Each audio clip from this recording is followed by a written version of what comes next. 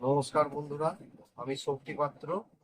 আমার সকল ইউটিউব চ্যানেলে আপনাদের স্বাগত জানাই। আপনারা আশা করি আপনারা সকলেই ভালো আছেন।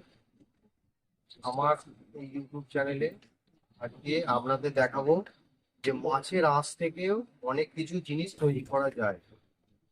এই যে দেখছেন মাছের আঁশ, এগুলো বড় মাছের আঁশ, এগুলো বাজার থেকে কালেক্ট করে নিয়ে এসে এর প্রসেসিং করে বিভিন্ন ধরনের ঘর সাজানো দ্রব্য এবং অলংকার বা জুয়েলারি তৈরি করা যায়। তা আজকে আমি আপনাদের অবগত করতেই এই চ্যানেল খোলা।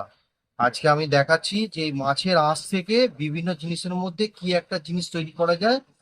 দেখাচ্ছি, এইটা দেখতে পাচ্ছেন, এটা একটা মাছের আঁশের নৌকা তৈরি করা হয়েছে।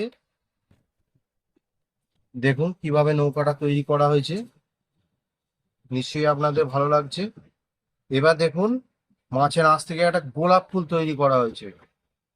কিভাবে তৈরি করা হয়েছে এটা পরের আমার ইউটিউব চ্যানেলে দেখাবো, এবং মাছের আঁশকে কিভাবে প্রসেস করতে হয় সেটাও আমি দেখাবো।